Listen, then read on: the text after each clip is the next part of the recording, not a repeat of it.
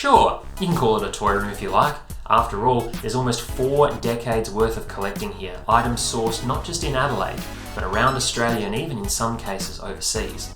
But you'll forgive me if I always call it the comic room, because no matter how many toys I fit on the shelves of this room, there's still more comics in those long boxes than there are action figures behind glass. But you know what? You can call it whatever you like. Welcome, come on in, have a look around.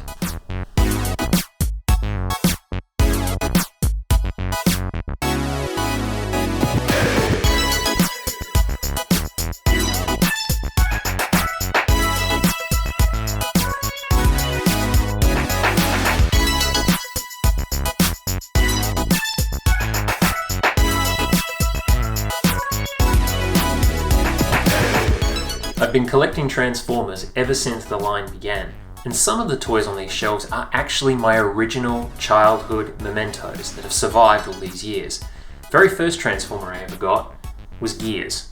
Gotta start with a grumpy blue truck. And over the years, my collection's grown past G1 and shrunk back to just G1 again.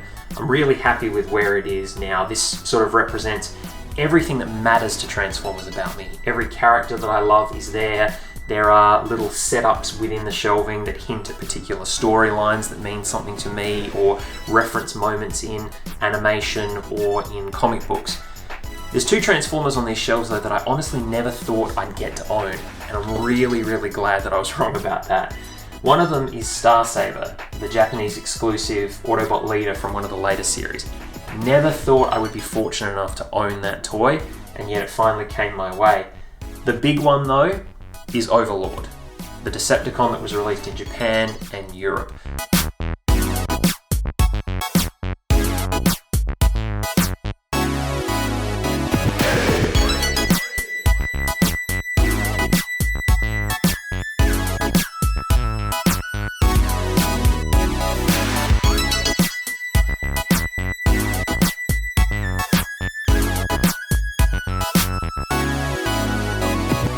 I love the original Star Wars trilogy, and my favourite toys from those films are the Kenner Micro Collection. I love these things, and I always have. My nan actually sent away to Sears in the US using money orders, we're talking 1981, 1982 here, to try to get me as many of the sets as possible. My nan was really important to me. She was one of the people that is a foundation of my entire life and very much helped raise me. So these 2 shelves here are not just my tribute to Star Wars, they're also my tribute to my nan, who was, on top of everything else, my Star Wars buddy.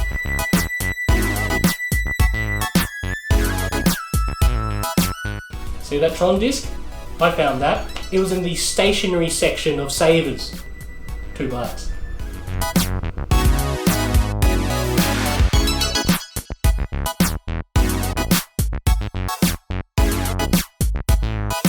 Comics and Transformers are my main collection, but obviously I have a small Kyle Rayner obsession.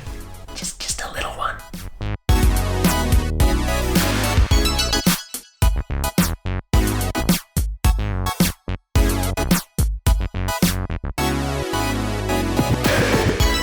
Obviously I share this house, this room, and my life with Just Z Cosplay.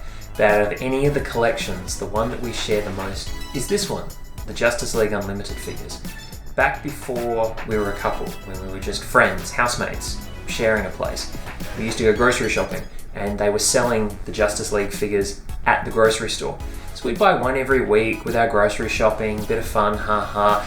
Then it kind of snowballed, as these things tend to do.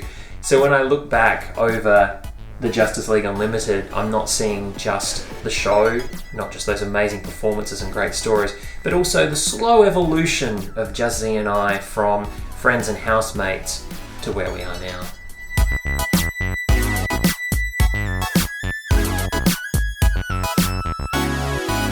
Why do I call it the comic room? Because there are 3,000 comic books in these sticker-covered boxes. Some of them date back to the earliest issues of Amazing Spider-Man that I can find. I still have my very first comic. Some of them are as recent as just before DC's reboot before the most recent reboot before that reboot. It's pretty obvious why I've gone to digital comics now. There's just no more room. Plus, if I set up another shelf of comics, I wouldn't have room for my G.I. Joes.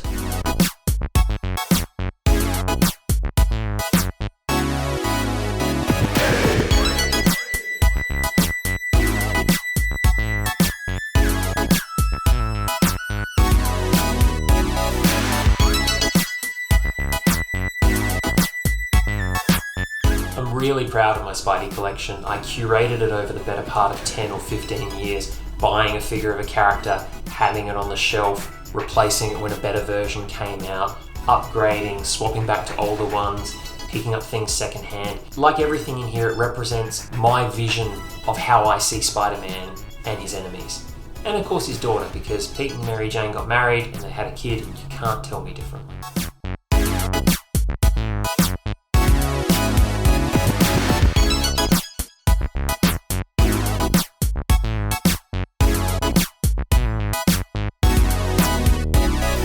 The other thing you'll notice, very little of this collection is in mint condition, because I don't care about that. I'm quite happy to get a hot rod toy that's scuffed up, or something that's missing an accessory, or something that has a bit of history behind it, a comic book with a thumbprint on it, or a toy that's been repaired by a really good friend.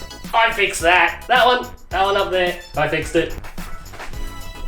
The other thing that's important to me about this collection is that every piece represents a memory, a story, a moment with a friend, a holiday, an experience. These aren't just, as Pontip likes to say, toys, they're totems. They remind me of things. This is a bit of a calendar history of my life for the past 40 years. I know who bought me certain items, who I was with when I picked up things, who it was that made sure that I got this. Thank you, Troy Thornton. It's great to have those memories surrounding me. I fixed that. It was a bargain too. No matter what's going on in my real life, no matter what's going on at work, no matter what's going on in wrestling, I've got a place that I can come and be surrounded by positivity and happiness and good thoughts. It really is a sanctuary for me.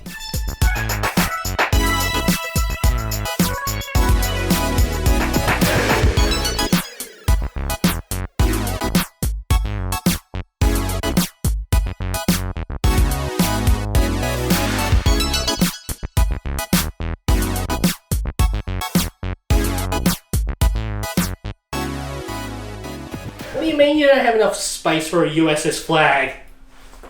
Space! Ceiling! Hanging upside down. No.